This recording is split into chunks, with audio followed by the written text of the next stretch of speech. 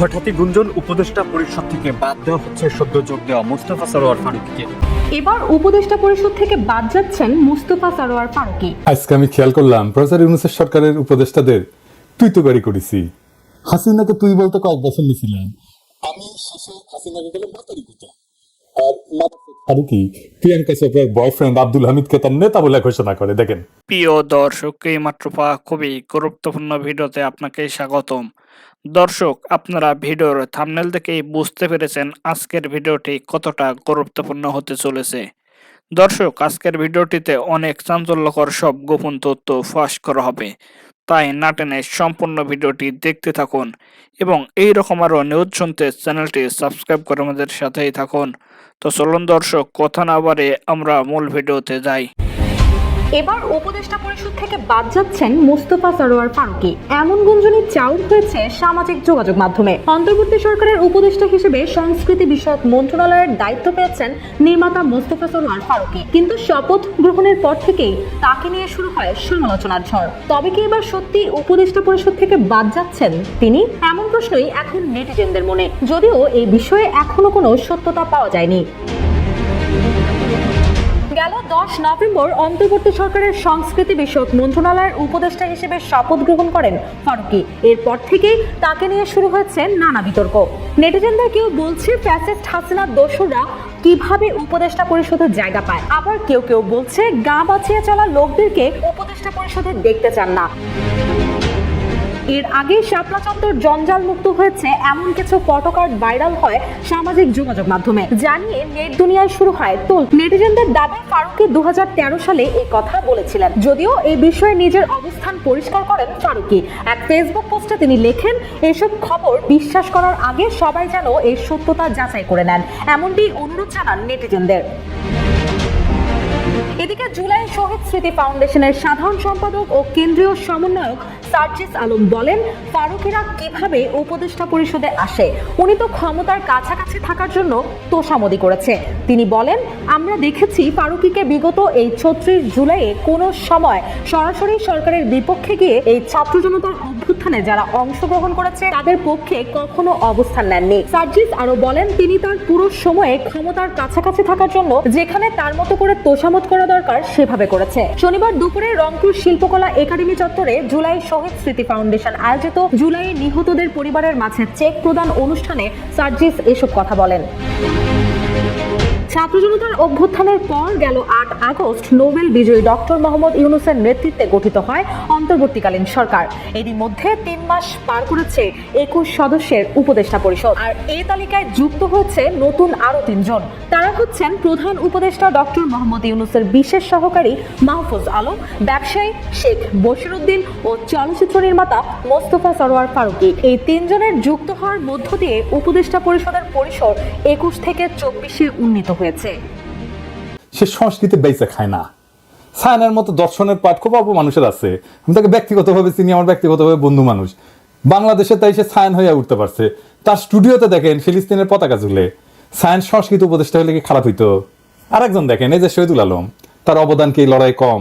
জেলে গেছে, নির্যাতিত হয়েছে, কখনো মুখ বন্ধ করে নাই। তার ভয়েস সারা দুনিয়ায় শুনছে। তার প্রতিষ্ঠিত দৃক গ্যালারি সারা দুনিয়ায় পরিচিত। বাংলাদেশের ফটোগ্রাফিতে তিনি এক হাতে অনন্য উচ্চতায় নিয়ে গেছেন। দুর্দান্ত ইংরেজি বলেন। সারা দুনিয়ায় ওনার বন্ধুরা, হিউম্যান রাইটসে বলেন, আর্ট কালচারে বলেন, পলিটিক্সে বলেন, আমি দেখছি তাদের অনেককেই। দেখেন এই সেই অরুন্ধতী রায়ের সাথে আমাদের আর্ট কালচারের লোকদের যোগাযোগ নাই, কিন্তু উনার আছে। উনারই সংস্কৃতি উপদেষ্টা করে দিত না, সারা দেশ উল্লাস করতো। আমরা খুশি হইতাম উনি সংস্কৃতি উপদেষ্টা হইলে। তাহলে ফারুকী কেন?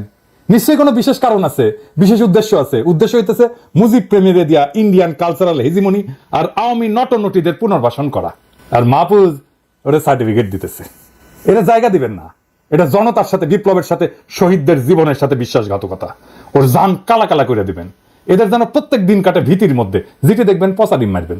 মোস্তফা সরোয়ার ফারুকীরে পচা ডিম কেমনে চিন্তা হয় জানেন তো? পানির ডুবাবেন ডিম, যেটা ভাসপি সেটা ডিমগুলো পচা। কম দামে পচা ডিম বিক্রি করে মুদির দোকানগুলায়। পচা টমেটো হইলেও চলবি, কাজে লেগে যান।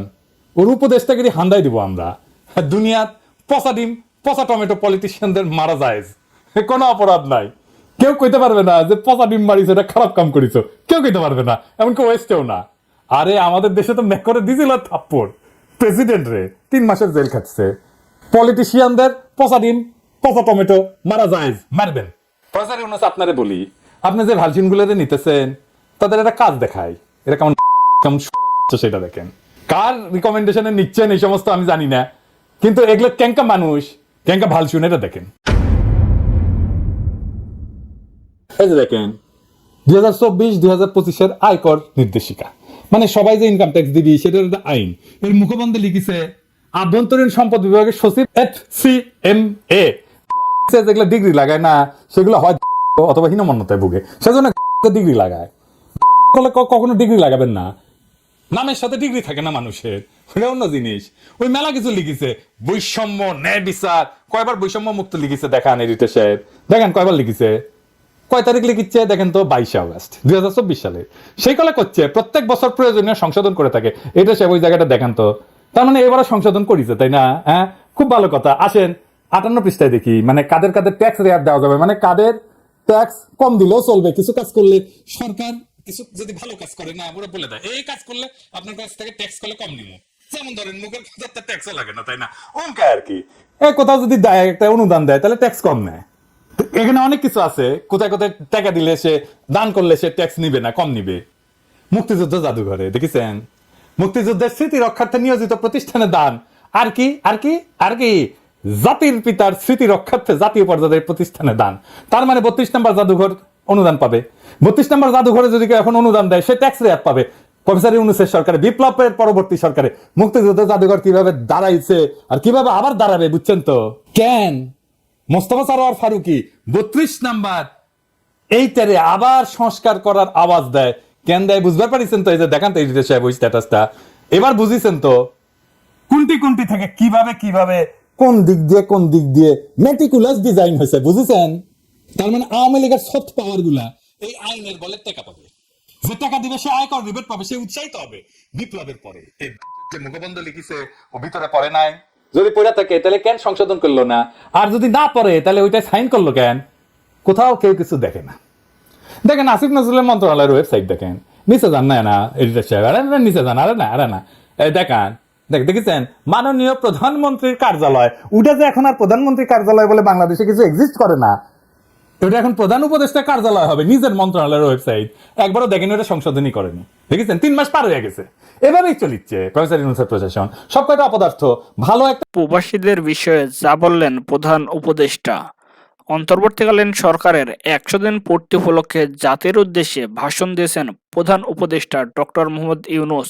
বলেছেন, আমরা প্রবাসী বাংলাদেশের দেশে বেসরকারি খাতে বিনিয়োগ করার আহ্বান জানাচ্ছি।